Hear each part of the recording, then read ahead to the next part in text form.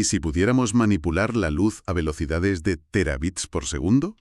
No hablamos de ciencia ficción, sino de una nueva frontera en la nanofotónica que podría cambiarlo todo.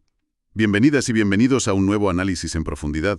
Hoy vamos a sumergirnos en unos documentos que describen un método, la verdad revolucionario, para controlar la polarización de la luz de una forma ultra rápida. Nuestra misión, desgranar cómo unos científicos lograron romper la simetría de un material durante una billonésima de segundo para darle propiedades ópticas nuevas. ¿Y por qué este truco es un avance tan fundamental? Es que, para ponerlo un poco en contexto, el gran objetivo de la nanofotónica ultrarrápida es precisamente ese, modular la luz a velocidades de vértigo. El problema, el cuello de botella de siempre, ha sido la lentitud con la que los materiales, digamos, se relajan o se enfrían. Cuando tú excitas un material con un láser, los electrones se calientan casi al instante, pero tardan un tiempo, que en esta escala es una eternidad, en transferir ese calor a la estructura atómica. Y lo que propone este estudio es una forma increíblemente ingeniosa de saltarse por completo ese límite. Los documentos nos muestra una imagen de microscopio electrónico que es una auténtica locura. Estamos hablando de una metasuperficie que básicamente es una lámina de oro cubierta por un patrón diminuto de nanocruces. Cada cruz mide unos 165 nanómetros de largo. Para que nos hagamos una idea, en el grosor de un cabello humano cabrían cientos. Y la forma de cruz es la clave de todo. No es un capricho, claro. Esta estructura tiene lo que en física se llama simetría de rotación C4. Esto significa que si la giras 90, 180 o 270 grados, se ve exactamente igual. A nivel práctico, para la luz, esto la convierte en un material isótropo. O sea, da igual cómo polarices la luz que le envías, la trata exactamente igual. Su transmisión no depende de la polarización, como muestra muy bien la gráfica de la figura 1b. Vale, hasta aquí todo simétrico y predecible. Pero aquí viene el momento de la magia. El sabotaje controlado. Los investigadores disparan un pulso de láser ultracorto, de apenas unos femtosegundos, que es a un segundo lo que un segundo es a 30 millones de años. Lo llaman pulso de bombeo. Y lo crucial es que este pulso está polarizado y alineado justo con uno de los brazos de la cruz. Por ejemplo, el vertical. Y la consecuencia es inmediata y drástica. La energía de ese pulso no se absorbe de manera uniforme. El brazo vertical, que está alineado con la polarización, absorbe casi toda la energía, mientras el brazo horizontal, pues, apenas se entera. Esto crea una distribución totalmente asimétrica de lo que llaman portadores calientes, que no son más que electrones muy excitados. Y en ese instante, la simetría C4 se hace añicos. Por una fracción de picosegundo, la estructura se comporta como si tuviera una simetría inferior, C2, donde los ejes ya no son para nada equivalentes. Es como si, durante un instante, la cruz dejara de ser una cruz perfecta para convertirse en un poste vertical muy caliente con un travesaño frío. Exactamente. Ahora, claro, ver este cambio que dura menos de una billonésima de segundo no tiene que ser nada fácil. Necesitaban la prueba del delito. Y para eso usan un segundo pulso, el pulso de sondeo, que llega un instante después para medir qué ha pasado. Y lo que ven en la figura 1e es la prueba definitiva. La transmisión de la luz ahora sí depende de la polarización. La curva negra, que es la luz polarizada igual que el pulso inicial, se comporta de una manera, y la verde, la perpendicular, de otra. A esto lo llaman dicroísmo transitorio. Exacto. Y lo más asombroso es que todo el ciclo, la ruptura y la recuperación de la simetría, ocurre y desaparece en menos de un picosegundo. Un momento, la figura 1e muestra una diferencia, sí, pero si me fijo bien, el cambio en la transmisión es diminuto, ¿no? Apenas un 2 o un 3%. Detectar una señal tan sutil y tan fugaz me parece una proeza técnica increíble. Es una observación muy pertinente. Tienes toda la razón. Es un concepto brillante, pero de una complejidad experimental enorme. Para empezar, la fabricación. Estas metasuperficies requieren litografía por haz de electrones, una técnica carísima y muy sofisticada. Y en cuanto a la medición, pues estás en lo cierto. La señal es muy débil. Para capturarla se necesitan equipos de espectroscopía de bombeo-sondeo que sean extremadamente sensibles y, sobre todo, muy estables. No es algo que se pueda hacer en cualquier laboratorio. El mecanismo clave no es calentar el material, sino calentarlo de forma inhomogénea a escala escala nanométrica. Ahí reside toda la magia. Vale, hemos visto el efecto. Y es alucinante. Pero la gran pregunta ahora es, ¿qué está pasando ahí dentro realmente? ¿Es un simple efecto de calentamiento bruto o hay algo más? Para resolverlo, los investigadores tuvieron que construir una especie de microscopio virtual para mirar dentro de la nanocruz. Exacto, y ese microscopio virtual es su modelo teórico, al que llaman modelo inhomogéneo de tres temperaturas, o I3TM. La gran novedad de este modelo, a diferencia de otros anteriores que trataban la nanopartícula como un todo uniforme, es que añade la dependencia espacial. O sea, no solo calcula cómo cambia la energía en el tiempo, sino en cada punto del espacio dentro de la nanocruz. Y aquí es donde el modelo se pone interesante, porque divide la reacción en dos fases. Rastrea la energía de dos tipos de electrones. Primero están los no térmicos, que son como los soldados de primera línea. Acaban de absorber la energía del láser, están increíblemente energizados y aún no han tenido tiempo de chocar entre ellos. La figura 2A nos muestra un mapa de su energía a los 50 femtosegundos.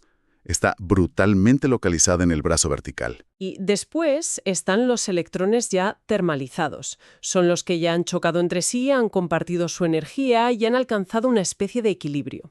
La figura 2B muestra el mapa de su temperatura, que también es inhomogéneo al principio, pero ya algo más difuso.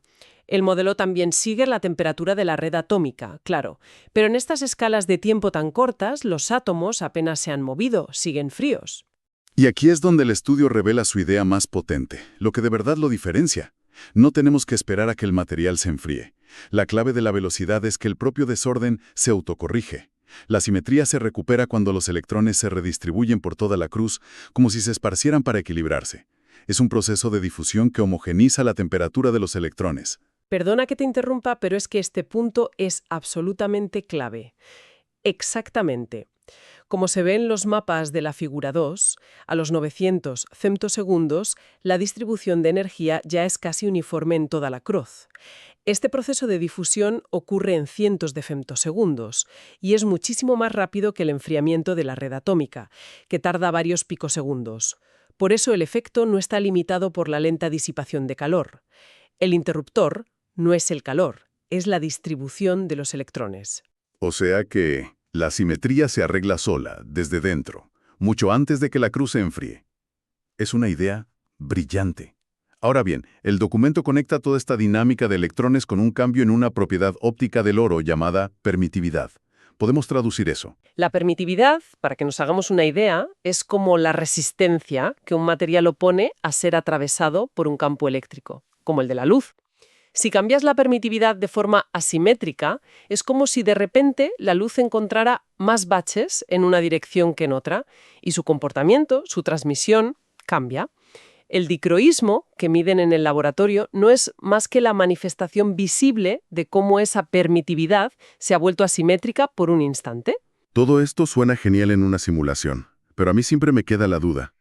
¿Es solo una fantasía de ordenador o de verdad se corresponde con lo que midieron en el mundo real? Supongo que eso es lo que nos enseña la figura 3. Pues sí, ese es el momento de la verdad. La figura 3 compara directamente la predicción del modelo con la medición experimental. Son mapas de colores que muestran el dicroísmo en función del tiempo y la longitud de onda. La figura 3C es la simulación y la 3D es el resultado medido. El acuerdo cualitativo es excelente. La forma general del patrón, dónde aparecen las señales positivas y negativas, su duración. Todo encaja muy bien, valida la hipótesis. Un momento. El artículo reconoce que hay un factor de escala de aproximadamente el doble entre la simulación y el experimento. Un factor del doble. Eso suena como una diferencia bastante grande. ¿Hasta qué punto podemos fiarnos de un modelo que se desvía tanto? Es una crítica justa y los propios autores lo señalan. El modelo predice un efecto el doble de intenso de lo que se mide. Esto, dicen, es consistente con las limitaciones del propio modelo. Al ser un cálculo semiclásico, tiende a sobreestimar la generación de electrones no térmicos de muy alta energía. Así que aunque el modelo no es cuantitativamente perfecto, sí que captura la física esencial del fenómeno, que es lo importante. No es un error, es una limitación conocida. De acuerdo, es un matiz importante. Pero para mí, lo realmente increíble de las simulaciones no es solo que se parezcan, es que nos permiten hacer algo imposible en el laboratorio. Descomponer el efecto. La figura 3A muestra la contribución que viene solo de esos soldados de primera línea, los portadores no térmicos. Y es evidente que la señal más intensa y rápida viene de ellos. Esto demuestra que entendemos la física a esa escala de tiempo tan ridículamente corta. Ser capaces de predecir algo que dura una billonésima de segundo es una locura. Instantes. A 100 femtosegundos hay una separación clara entre la curva negra y la verde. Tanto en la teoría como en el experimento hay dicroísmo. A 900 femtosegundos las curvas están una encima de la otra. El dicroísmo ha desaparecido, la simetría se ha restaurado por completo, y eso a pesar de que el material en su conjunto sigue caliente. Una demostración visual muy potente. Hablando de la complejidad, el artículo menciona algo llamado artefacto coherente en los primeros 60 femtosegundos. Suena a jerga de especialista. Es como ruido o interferencias del propio equipo. Exactamente eso. Cuando los pulsos de bombeo y sondeo están tan increíblemente cerca en el tiempo, interfieren entre sí de formas complejas. Y no tiene que ver con el material, sino con la propia óptica del montaje. Generan esas oscilaciones extrañas que se ven al principio en los datos.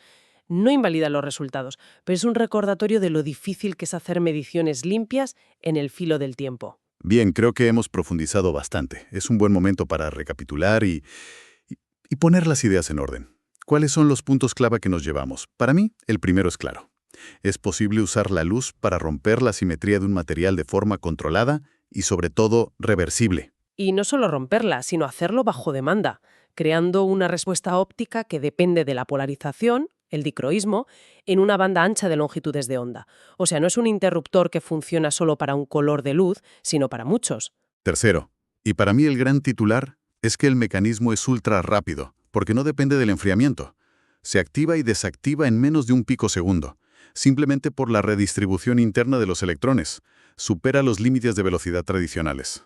Y cuarto, que la causa física es la distribución espacial inhomogénea de los electrones no térmicos, los más energéticos.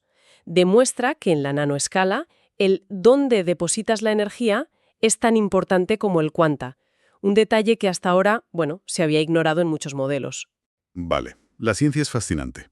Pero, ¿qué significa todo esto para el futuro? ¿Cuáles son las implicaciones prácticas? El potencial es enorme, la verdad. La aplicación más directa, como sugiere el propio artículo, es en comunicaciones ópticas. Poder modular la polarización de la luz a velocidades de terabits por segundo abriría la puerta a sistemas de transmisión de datos inimaginablemente rápidos.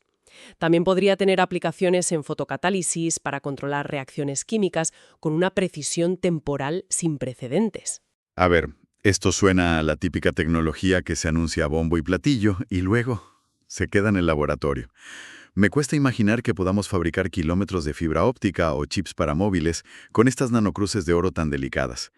¿Qué nos separa realmente de ver esto en un producto comercial? Tu escepticismo está bien fundado. Los desafíos son principalmente de ingeniería y son enormes. Primero, la fabricación. Necesitamos métodos para producir estas nanoestructuras a gran escala y a bajo coste, y la litografía por haz de electrones no lo es. Segundo, la integración. Hay que encontrar la forma de incorporar estas metasuperficies en chips fotónicos funcionales. Y tercero, la durabilidad. ¿Cómo se comportan estos dispositivos bajo operación continua durante años? Son problemas de ingeniería muy serios que están por resolver. O sea, la ciencia sólida, la prueba de concepto funciona, pero el camino a la tecnología de consumo es largo y caro. Exactamente. Pero creo que lo más importante de este trabajo, más allá de la aplicación específica, es el cambio de paradigma que propone.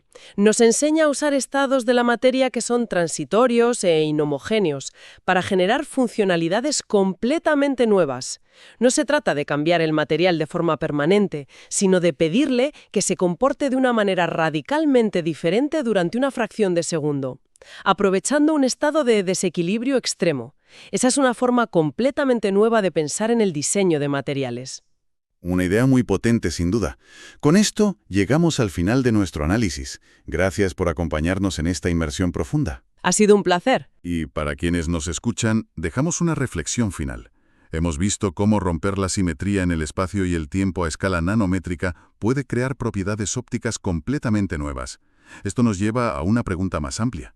¿cuántas otras funcionalidades de los materiales permanecen ocultas, esperando a ser descubiertas no en su estado de equilibrio, sino en esos fugaces instantes que siguen a una perturbación ultra rápida? La respuesta podría redefinir los límites de lo que creemos posible.